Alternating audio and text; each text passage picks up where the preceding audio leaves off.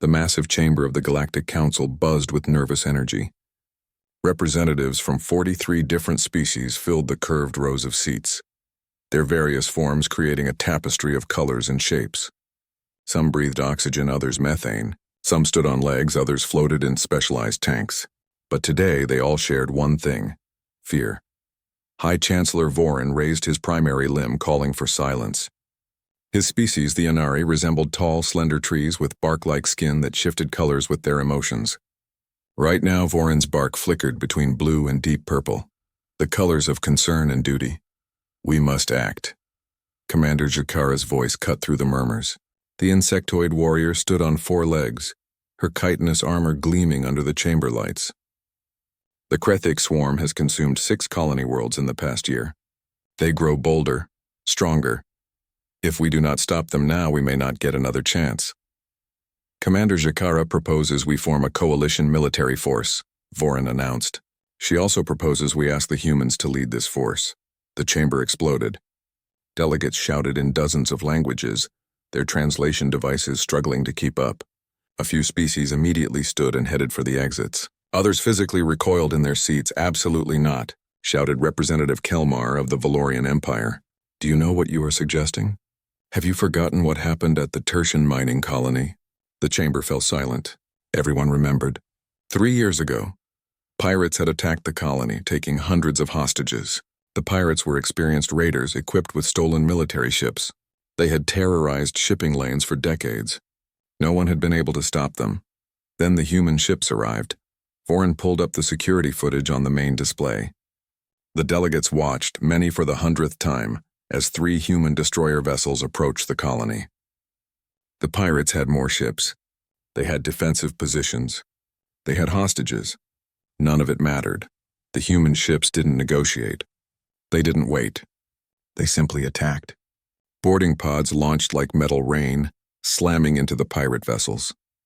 Explosive breaches tore open hull plating. Then the humans poured inside. The footage from inside the pirate ships was worse. Humans in armor moved through corridors, their weapons firing constantly. They threw small explosives around corners. They advanced into enemy fire, carrying shields and covering each other. When pirates tried to surrender, the humans secured them with efficient brutality. When pirates fought back, the humans fought harder. 47 minutes after the human ships arrived, every pirate was dead or captured. Every hostage was safe. The human casualties: 12 wounded, 2 dead. Galactic military analysts had studied the footage for months. Their reports all said the same thing. Human military tactics were aggressive, violent, and terrifyingly effective. They used something called suppressive fire, which meant shooting constantly at the enemy just to keep them scared and pinned down. They practiced close-quarters combat, actually choosing to fight at arm's length when any sane species would use long-range weapons. They accepted casualties as part of their plans. "That incident was 3 years ago," Jakara said firmly. "But there is more recent evidence of human effectiveness." She pulled up new footage. This time it showed space combat. 5 human warships faced off against a Krethic scout fleet, 15 vessels strong. The Krethic had never retreated from a battle. Their biological ships could repair damage quickly. They were feared throughout the galaxy. The humans opened fire with nuclear weapons. The delegates watched in horror as atomic fire bloomed in space. Ship after ship exploded in nuclear fury. The Krethic tried to close the distance to board the human vessels as they did to others. The humans refused to let them get close, maintaining distance and firing again and again. For the first time in recorded history, the Krethic retreated. They ran from battle. The humans didn't pursue. They simply collected their dead and returned to base. "Barbaric," someone whispered. "Reckless," another agreed. "Effective," Jakara stated coldly. In the back of the chamber, General Marcus Webb sat quietly in the human observation seat. His gray hair was cut military short. His uniform was simple compared to the elaborate garments of other species representatives. He watched the debate with patient eyes that had seen too many battles. "The humans fight without honor," said Ambassador Trell, his scales rippling with disgust. "They show no mercy. They use weapons that destroy entire ships, crews, and all." "The pirates showed no honor when they took hostages," Jakara countered. The Krethik show no mercy when they consume colony worlds. Perhaps that is why the humans are effective. They match the threat with appropriate force. Appropriate. Kelmar stood again, his jeweled head crest flashing. They use nuclear weapons in space. They board enemy ships with handheld firearms. They fight in corridors like savages. And they win, Shakara said simply. The debate continued for another hour. Species after species stood to voice their concerns. The humans were too violent, too aggressive, too willing to accept death. Their military doctrine was based on ancient concepts like acceptable casualties and strategic sacrifice. They trained their soldiers to fight even when wounded, even when cut off from support, even when facing certain death. It was unnatural, wrong, terrifying. Vorin finally raised his limb again. We hear your concerns, but we face a choice. The Krethik will not stop. Our own military forces have failed to slow them. Perhaps it is time to consider methods that make us uncomfortable. We could hire mercenaries, someone suggested. Mercenaries retreat when the payment isn't worth the risk, Shakara said. I have fought beside mercenaries. When things become difficult, they leave. Humans do not leave. How can you know this? Kelmar demanded, Shakara's compound eyes fixed on him. Because I have seen them stay. I was there at Tertian Colony. I saw a human soldier take fire while carrying a wounded civilian to safety. He was hit 3 times. He still delivered the civilian before he would accept medical treatment. When I asked him why, he looked confused by the question. He said it was his job. The chamber was quiet now. Several delegates shifted uncomfortably. We fear them because they are different, Shakara continued. Because they embrace violence in ways we have evolved beyond. But perhaps that is exactly why we need them now. The Krethik are violence incarnate. Maybe it takes humans to fight monsters. Vorin looked around the chamber. We will take a vote. All in favor of requesting human military assistance against the Krethik threat? Shakara's limb rose immediately. Slowly, reluctantly, others joined her. Fear of the Krethik was greater than fear of humans. Barely. The motion passes, Vorin announced. General Webb, will your people assist us? All eyes turned to the human general. Marcus Webb stood slowly, his movements careful and controlled. He walked down the steps to the chamber floor, his boots clicking against the crystal surface. When he reached the center, he turned to address the council. Members of the council, he began, his voice calm and measured. I understand your concerns about human military forces. I've heard your descriptions. Too violent, too aggressive, too willing to fight and die. He paused. You're not wrong. Nervous shuffling rippled through the chamber. Our regular military forces operate on principles that many of you find disturbing. They train for warfare. They prepare for casualties. They study violence the way your scientists study biology. Webb's expression didn't change. They are effective. They get results. And yes, they make you uncomfortable. He let that sink in before continuing. But the council should understand something important. You've been observing our regular military, our standard forces, our conventional warriors. Webb's eyes swept across the chamber, meeting gazes from dozens of species. You're afraid of our military? Perhaps we should discuss what happens when humanity sends its specialists. The silence was absolute. I don't understand, Vorin said carefully. What do you mean by specialists? Webb smiled, and something about that smile made several delegates shrink back in their seats. You're about to find out, Chancellor. You're about to learn the difference between soldiers who fight because it's their duty and warriors who fight because it's their calling, between troops who follow orders and operators who make the impossible happen. He straightened to attention. I will relay your request to Earth Command. We will send you help, but understand this. When our special forces arrive, everything you think you know about human capability will be proven wrong. What you've seen so far, that's just the beginning. General Webb turned and walked back to his seat, leaving a chamber full of delegates wondering if they had just made a terrible mistake. They wanted human military assistance. They were about to get something far more dangerous. They were about to meet Earth's special forces, and the galaxy would never be the same. The rain hammered down on Fort Bragg like bullets from the sky. Inside the Special Operations Command Center, General Marcus Webb stood before a secure video screen, watching as the Joint Chiefs of Staff appeared one by one from various locations around Earth. General Webb, Admiral Zhao spoke first, her face serious. The Galactic Council has accepted our offer of assistance. They want our special operations forces deployed against the Krethic threat within 2 weeks. Webb nodded. I expected as much. The Council is desperate. They've tried conventional warfare against the Krethic for 3 years and lost every engagement. They need specialists. Do they understand what they're asking for? General Martinez asked from Army Command. These aren't regular troops. Our operators work differently. Their methods might shock our alien allies. They're already shocked by our regular military. Webb replied with a slight smile.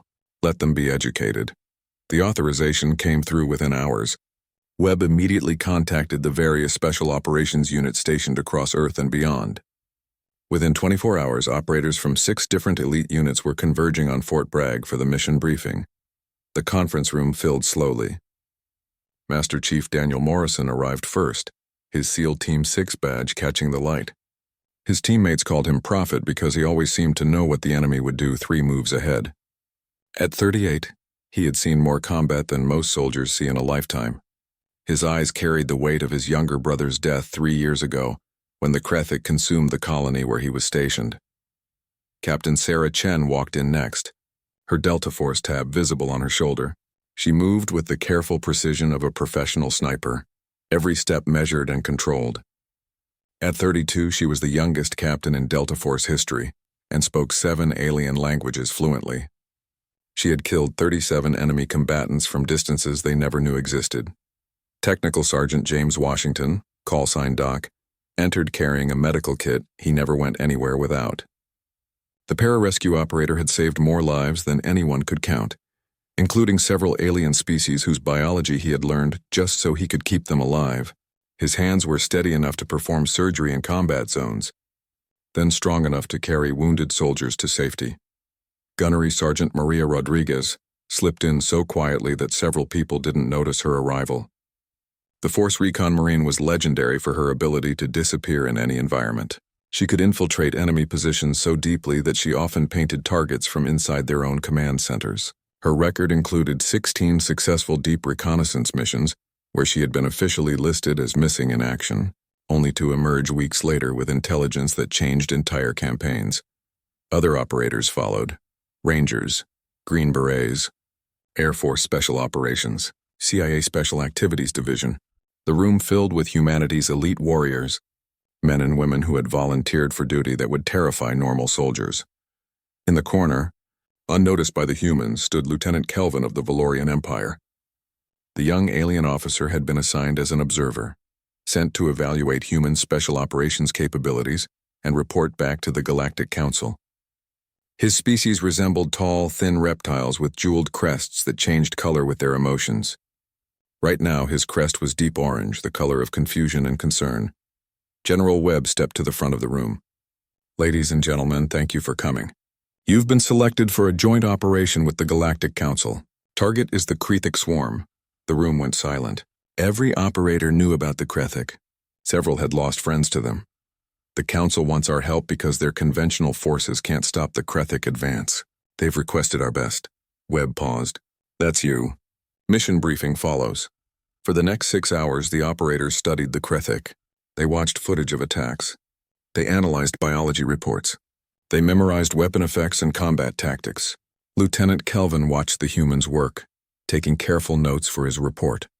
The aliens at the Council were wrong, he realized. These humans weren't just violent. They were professional. They studied their enemy like scientists studied specimens.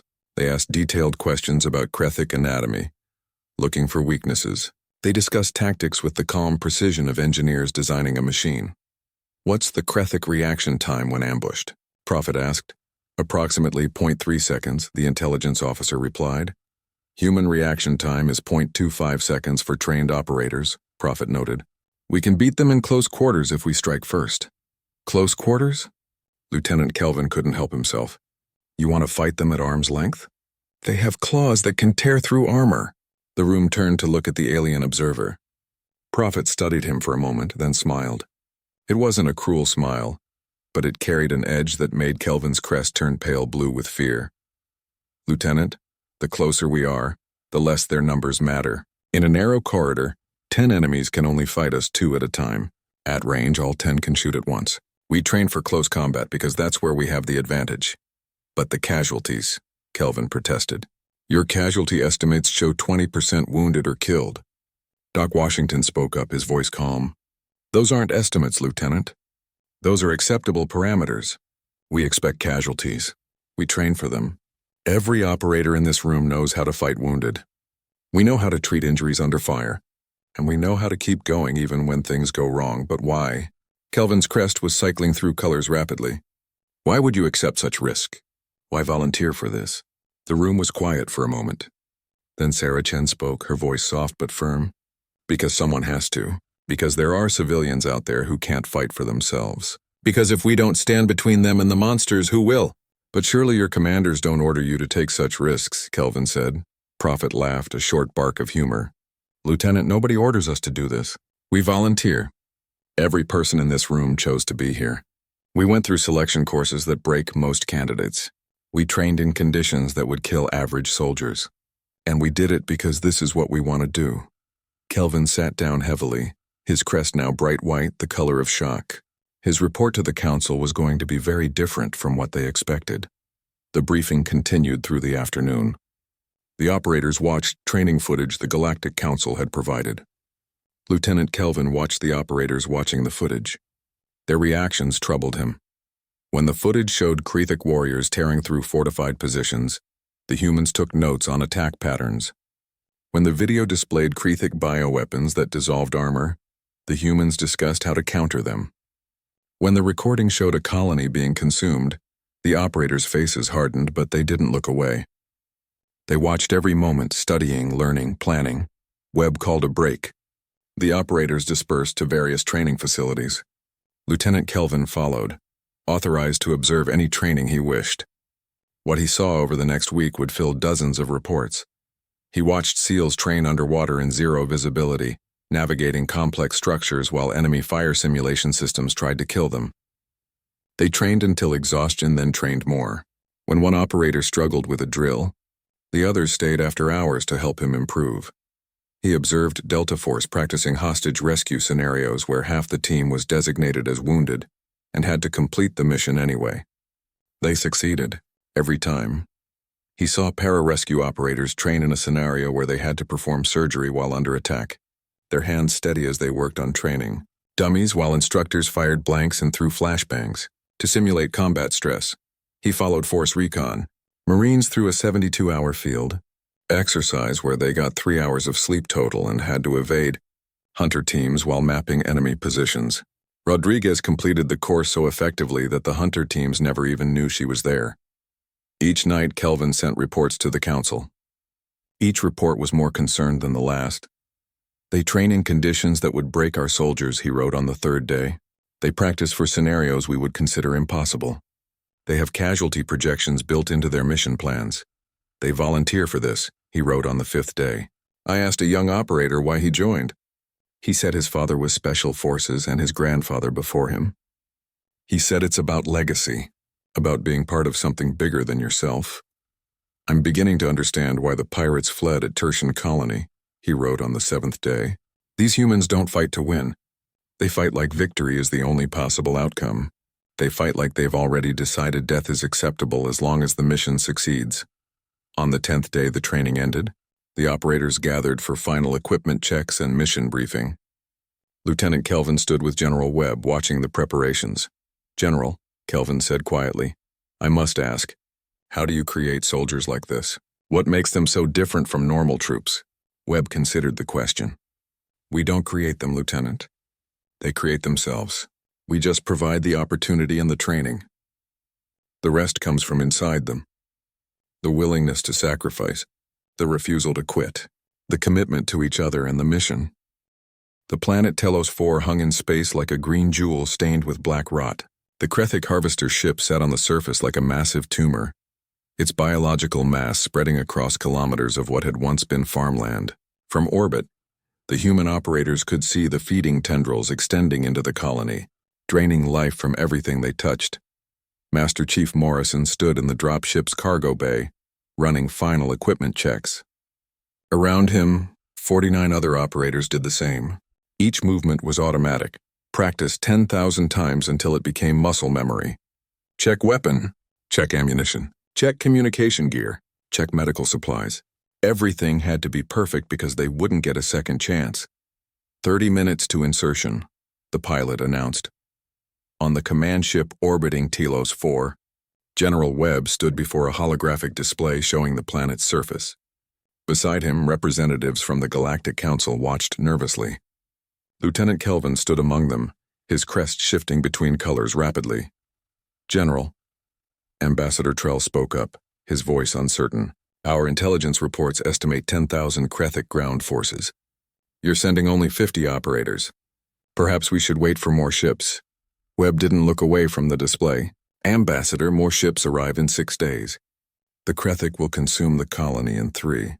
We don't have time to wait." "But surely this is suicide," another delegate protested. 200 to 1 odds? This is madness." "No," Webb said quietly. "This is Tuesday." The delegates looked at each other in confusion. Lieutenant Kelvin understood. He had spent 2 weeks with these humans. He had seen their training. This wasn't madness to them. This was just another mission. The dropship descended through Telos 4's atmosphere, its stealth systems hiding it from Krethic sensors. Inside, Prophet gathered his team leaders around a portable hologram of the colony. "Listen up. 5 teams, 5 objectives. Alpha team, that's my SEALs. We take the harvester ship's plasma feeds. Bravo team, Delta Force under Captain Chen.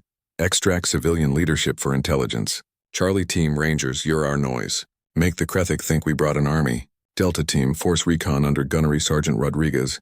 Map their positions and find weak points. Echo team, Para-Rescue. Establish casualty collection and extract wounded civilians." "What about enemy numbers?" someone asked. Prophet's smile was cold. "Approximately 10,000, give or take. That's 200 hostiles per operator. Try to keep it even, people. Don't be greedy." Nervous laughter rippled through the bay. It was the kind of joke that was only funny because everyone knew the odds were genuinely terrible.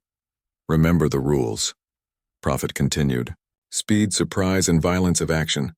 We hit them fast, we hit them hard, and we don't stop hitting them until every civilian is safe or we're dead." "Questions?" "Yeah," Doc Washington spoke up. "Do we have permission to make this messy?" "Doc," Prophet replied, "we have permission to make this whatever it needs to be. These things killed my brother.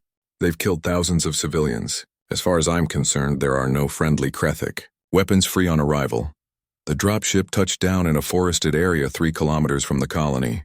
The ramp dropped and 50 operators poured out, disappearing into the darkness within seconds. They moved in teams, each headed for their objective.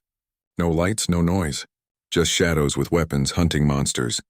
Alpha team reached the harvester ship's perimeter within 20 minutes. Prophet held up his fist, stopping his team. Through his night vision goggles, he counted Krethic sentries, biological warriors, each one 3 meters tall with claws that could rip through steel. They patrolled in pairs, their movements coordinated by the hive mind. Prophet made hand signals. His team spread out, each SEAL taking a position.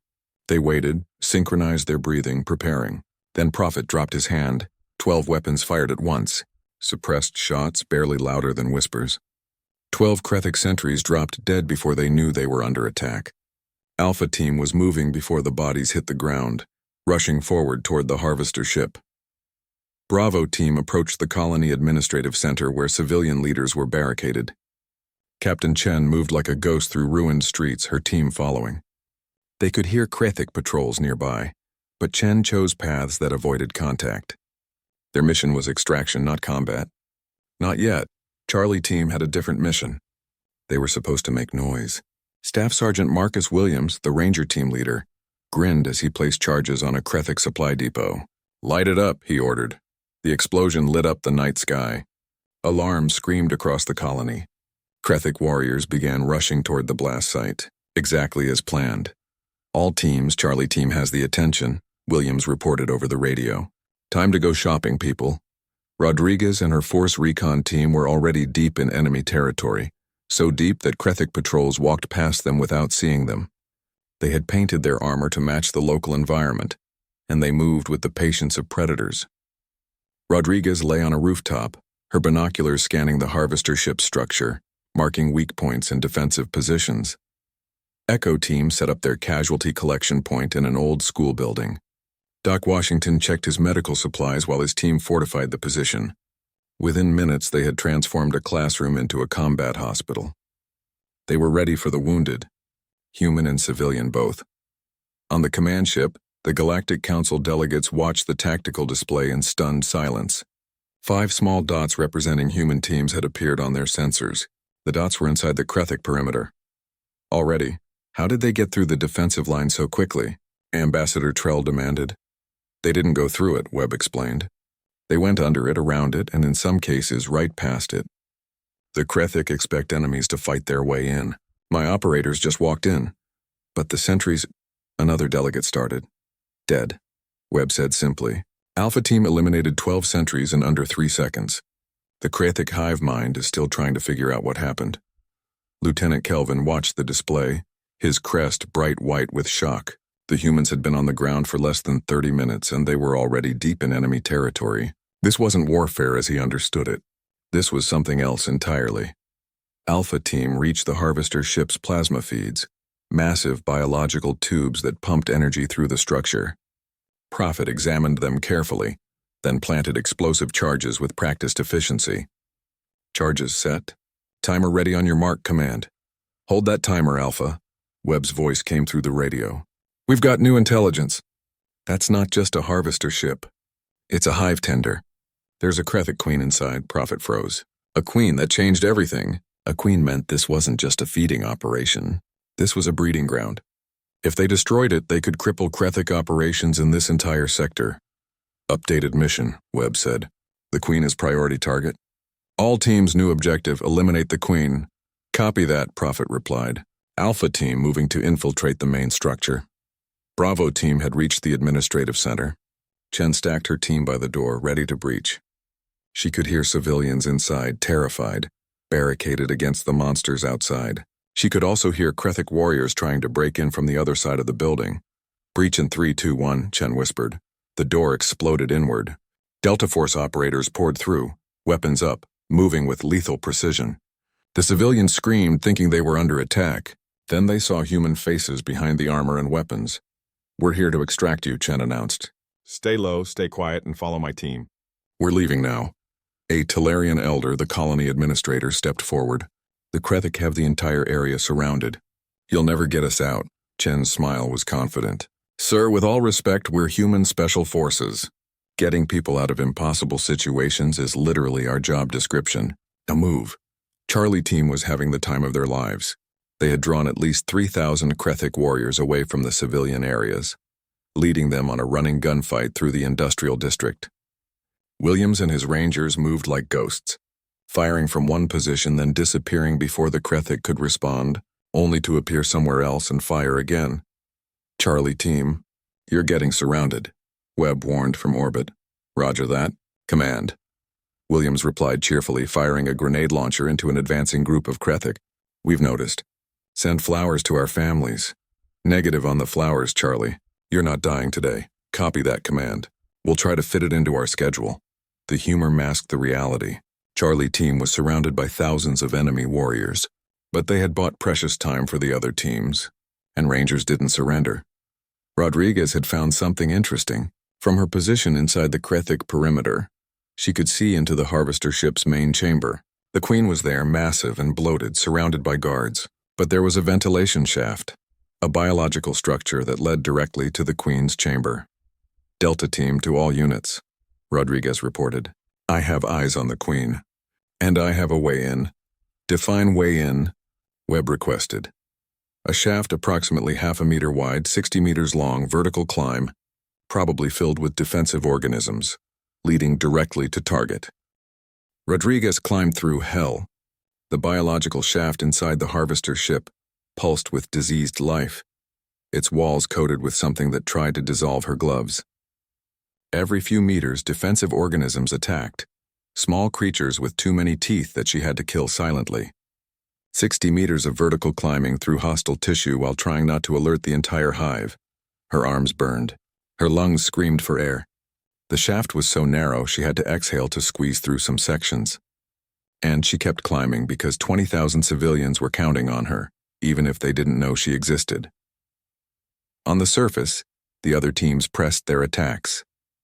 Alpha Team had fought their way to the harvester ship's main power conduits. Prophet and his SEALs moved through corridors that dripped with biological fluid, fighting Krethic warriors at every turn. They had expected resistance. What they hadn't expected was how much. "Command, Alpha Team," Prophet gasped into his radio, firing around a corner. "We're encountering heavier resistance than predicted. Way heavier." "Copy that, Alpha. Same across all teams." Intelligence was wrong. "Repeat, intelligence was wrong," Prophet swore. The mission briefing had estimated 10,000 Krethic on Talos 4. But they had already killed more than 1,000, and the enemy kept coming. The numbers didn't add up. Unless, "Command, I think this is a trap. I think they knew we were coming." On the command ship, General Webb's face went cold. He pulled up the sensor data, running calculations. Then he saw it. Underground chambers hidden from their initial scans. Chambers full of Krethic biosigns. "Not 10,000 enemies, 50,000. All teams be advised," Webb transmitted, his voice deadly calm. "Updated intelligence shows 50,000 hostiles on site. Repeat, 50,000 hostiles. This is a trap. They set this up to kill you. Recommend immediate evacuation." The radio was silent for several seconds. Then Prophet's voice came through, steady despite the sound of gunfire in the background. "Negative on evacuation, Command. We've got civilians depending on us. Prophet, you can't fight those odds. Nobody can. Then I guess we'll be the first." Prophet switched to the all-team channel. "Listen up, people. Turns out the Krethic did their homework. They studied us. They know we don't leave civilians behind, so they use civilians as bait to kill us all in one place. Pretty smart for bugs." Charlie Team's leader, Williams, laughed over the radio despite being completely surrounded. "So what's the plan, Chief?" "Same plan as always, Charlie. We complete the mission." Rodriguez, status. Deep inside the harvester ship, Rodriguez had reached the top of the shaft. She could see into the Queen's chamber through a biological membrane. The Queen was massive, the size of a building, surrounded by at least 50 elite guard warriors. She pulled out her demolition charges, the special ones Doc had prepared, filled with compounds specifically designed to kill Krethic biology. "Delta Team in position," she whispered. "I have eyes on target." "Preparing charges, Rodriguez," Webb's voice came through. "If you detonate those charges, every Krethic on the planet will know your location. You'll never get out." "I know, sir. But the Queen dies. That's the mission." On the command ship, Lieutenant Kelvin watched in horror as the tactical situation deteriorated. The 5 human teams were being surrounded, cut off from each other. Thousands of Krethic warriors were converging on their positions. It was a slaughter in the making. "General, you must order them to retreat," Kelvin pleaded. "They're going to be wiped out." Webb's eyes never left the display. "I can order." "They won't obey. Not while civilians need them. But they'll die." "Probably," Webb agreed quietly. "But the mission will succeed. That's what makes them special forces. They know the difference between survival and victory." Bravo Team fought their way through the administrative center, protecting the civilian leaders they had rescued. Captain Chen had lost 2 operators already, wounded and being dragged along by their teammates. The Krethic were pressing in from all sides. She counted her ammunition. 30 rounds left, maybe 40 enemies between her team and the extraction point. "This is going to be close," she muttered, lining up a shot that dropped a Krethic warrior at 300 meters. "Bravo Team, we're going loud. Full automatic, suppress everything that moves. We're getting these civilians out or we're dying here, and I don't plan on dying today."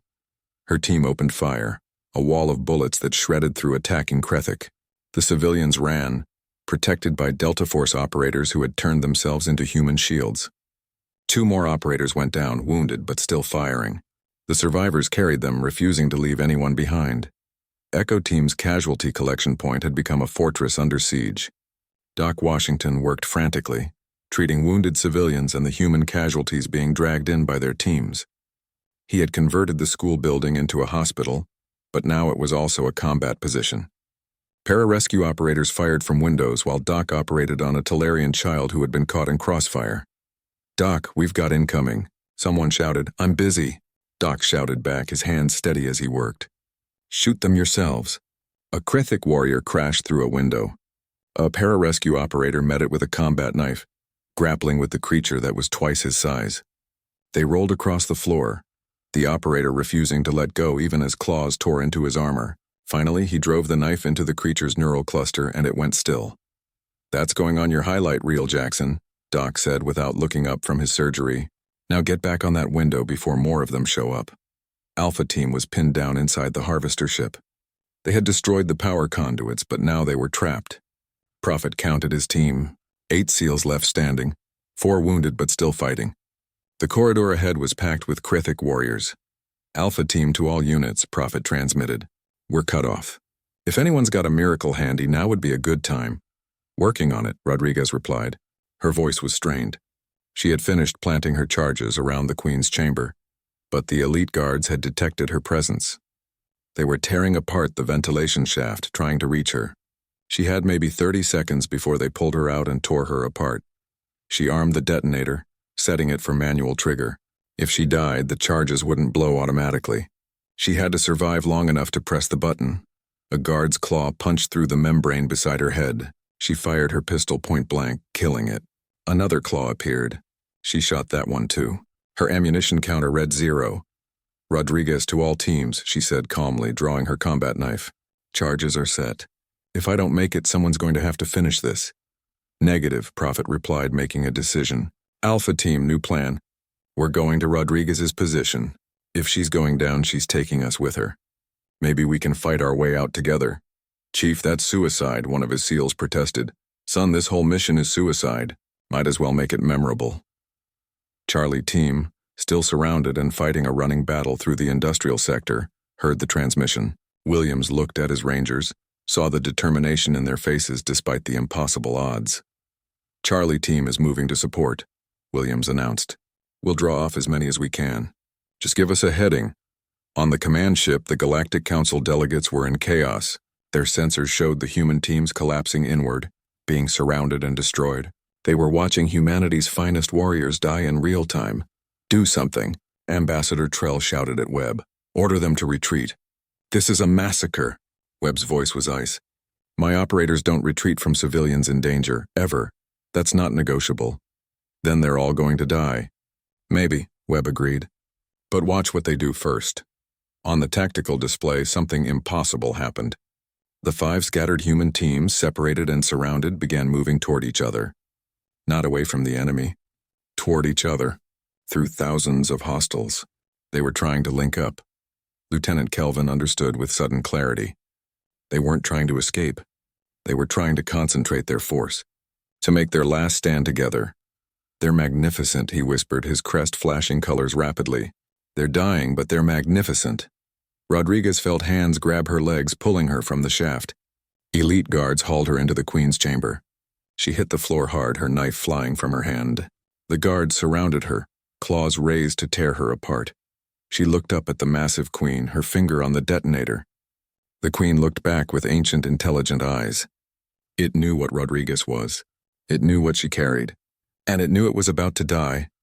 "For my brothers and sisters," Rodriguez whispered. "For the civilians. For Earth."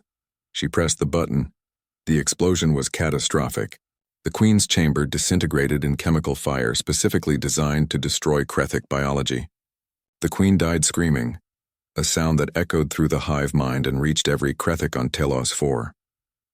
And then something strange happened. The Krethik stopped coordinating. Without the Queen's guidance, 50,000 warriors lost their hive intelligence.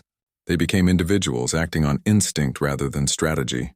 Prophet felt the change immediately. The organized assault on his position faltered. The Krethik warriors seemed confused, attacking without coordination. "All teams, the Queen is dead." 2 weeks after the Battle of Telos 4, Master Chief Daniel Morrison sat in a hospital bed at Walter Reed Medical Center on Earth. His left arm was in a cast. 3 broken ribs were still healing. Burns covered his back where Krethik acid had eaten through his armor. But he was alive and he was going home soon. The door opened and General Webb walked in carrying a folder. He looked tired. The battle had cost them, and Webb felt every loss personally. "How are you feeling, Chief?" Webb asked, sitting in the chair beside the bed. "Like I got thrown into a meat grinder, sir," Prophet replied honestly. "But Doc says I'll be back to full duty in 3 months. Just in time for the next impossible mission." Webb smiled slightly. "About that, the Galactic Council wants to give you a medal. All of you. They're calling you heroes. Prophet's expression darkened. We're not heroes, sir. Heroes don't lose people. We lost 12 good operators on Telos 4. 12 brothers and sisters who aren't coming home. That's not heroic. That's just the cost of doing business. 12 out of 50, Webb said quietly. 24% casualties. Against 50,000 enemies. You saved 20,000 civilians. If that's not heroic, I don't know what is. Sir, can I ask you something? Prophet looked at the general directly. Did we make a difference? Really, was it worth it? Webb opened the folder he had brought. Inside were letters, hundreds of them. These are from the Talarian families you saved. They wanted you to know what your sacrifice meant to them. He pulled out one letter, read aloud. Dear human warriors, you saved my daughter. You carried her through fire and death to safety. You shielded her with your own bodies. 3 of your people were wounded protecting children they had never met. How do we thank someone for that? How do we repay such a debt? Prophet's jaw tightened. He looked away, emotions warring on his face. That's how you know it was worth it, Webb said softly. That little girl gets to grow up because you and your team refused to quit. 12 operators gave their lives so 20,000 civilians could live. That's always worth it. Across the hospital, Captain Sarah Chen sat in a conference room with intelligence officers, debriefing her part of the mission. Her sniper rifle lay on the table, cleaned and ready for the next deployment despite the fact that she was still recovering from a gunshot wound to her shoulder. Captain, your shot eliminating the Krethic field commander at the administrative center is being studied by every military academy in the Galactic Council, the intelligence officer said. 1,200 meters through wind, taking the shot while wounded. They say it was impossible, Chen shrugged with her good shoulder. It was necessary. The commander was organizing an assault on our position. Take out the leader. The formation falls apart. Basic tactics. Basic tactics that saved 50 civilian lives, the officer pointed out. Then it was a good day, Chen replied simply. In the physical therapy wing, Doc Washington was already back on his feet, helping other wounded operators with their recovery. His hands had been badly burned during the battle, but he insisted on working through the pain. A young pararescue candidate watched him work, fascinated. Sir, how did you perform surgery under fire? The candidate asked. The reports say you were operating on a civilian child while the building was under attack. Doc looked at the young man seriously. Because that child needed surgery and I was the only one who could do it. The bullets flying around weren't my problem. Her survival was my problem. You have to learn to focus on what matters and ignore the rest. Weren't you scared? Terrified, Doc admitted. But fear is just information. It tells you the situation is dangerous. It doesn't tell you to quit. You feel the fear, acknowledge it, and do the job anyway. That's what makes you a PJ. In a private room, Gunnery Sergeant Maria Rodriguez was getting out of her own hospital bed against medical advice. She had been inside that exploding Queen's chamber, caught in the blast that killed the Krethic matriarch. The doctor said she should be dead. She said she had work to do. Gunny, you need to rest, a nurse protested. I'll rest when I'm dead, Rodriguez replied, pulling on her uniform jacket carefully. Right now I've got a meeting with the families of the operators who didn't make it home. They deserve to hear what their loved ones did from someone who was there. The nurse stepped back, recognizing that tone. Rodriguez limped past her, heading for the hardest duty any operator ever faces, telling families that their warrior isn't coming home. At Galactic Council headquarters, Lieutenant Kelvin stood before the assembled delegates, presenting his final report on human special operations capabilities. His crest shifted through multiple colors as he spoke, unable to settle on a single emotion. Honored council members, I have completed my evaluation of Earth's special forces. My findings are troubling and enlightening in equal measure. He paused, gathering his thoughts. These humans are not what we thought they were. Explain, High Chancellor Vorin requested. We believed they were simply violent, aggressive, willing to accept casualties that civilized species would not. This is true, but incomplete. The truth is more complex. Kelvin pulled up footage from Telos 4. Watch this segment. Force Recon Marine Rodriguez is surrounded by elite guards. She knows she's about to die. Watch her face, the footage played. Rodriguez, cornered and weaponless, looked at the Queen with calm determination. No fear, no hesitation. Just purpose. She's not angry, Kelvin continued. She's not terrified. She's focused on completing her mission. She has accepted death as a possibility and decided that her mission matters more than her survival. This is not natural. This is trained, chosen. He pulled up more footage. Master Chief Morrison fighting wounded, refusing medical treatment until his team was safe. Captain Chen taking an impossible shot while injured. Technical Sergeant Washington performing surgery under fire. Every operator on Telos 4 had multiple opportunities to retreat, to save themselves. None did. Because they're foolish, someone suggested. No, Kelvin said firmly. Because they're committed. To each other. To the mission. To something bigger than themselves. I spent 2 weeks with these humans. I asked them why they volunteer for such dangerous duty. Their answers varied, but the theme was consistent. Because someone has to stand between evil and the innocent. The chamber was silent. My recommendation, Kelvin concluded, is that we establish a Galactic Special Operations Task Force trained by humans. Not because humans are better warriors, but because they understand something we have forgotten, that sometimes protecting the innocent requires warriors willing to face death to defend life. The vote was unanimous. The Galactic Special Operations Task Force was authorized. On Telos 4, the recovery was well underway. The Krethic had been driven off by the human Marines. The colony was being rebuilt, and in the center of the main square, the Talarian government had erected a memorial. 50 statues stood in a circle, each one representing a human operator who had fought in the battle. 12 statues had black stones at their base representing those who had fallen. The inscription was simple, written in every language spoken in the galaxy, not for glory, not for conquest, but for those who could not fight for themselves. Every day, Talarian civilians came to the memorial. They left flowers. They told their children stories of the humans who came from the stars to save them. A whole generation would grow up knowing that when darkness came, humans ran toward it, not away. 6 months after Telos 4, reports from across the galaxy showed Krethic attacks had dropped by 87%. Intelligence suggested they had marked human-protected space as forbidden territory. The species that had terrorized the galaxy for generations had learned to fear. They had learned what the galaxy was learning. Humans were dangerous, not because of their weapons or their technology, but because of something deeper, their refusal to abandon each other, their commitment to protecting innocence, their unwillingness to accept defeat. The first class of the Galactic Special Operations Task Force graduated on Earth. 47 operators, 12 of them human, 35 from various alien species. They had trained for 6 months under human instructors, learning tactics that made the Galactic Council uncomfortable. At the graduation ceremony, General Webb addressed the new operators. You come from different worlds, different species, different cultures, but today you all take the same oath. You all make the same commitment. You volunteer to walk into darkness so others can stay in the light. The operators stood at attention, a mix of human and alien, united by purpose. The galaxy will not always understand what you do, Webb continued. They will fear you sometimes. Question you. Wonder why you choose this life, but you will know. You will know that somewhere, civilians sleep safely because you stand watch. Children grow up because you fought for them. Families stay together because you were willing to be separated from yours. He paused, looking at each operator. The Krethic learned to fear humanity at Telos 4.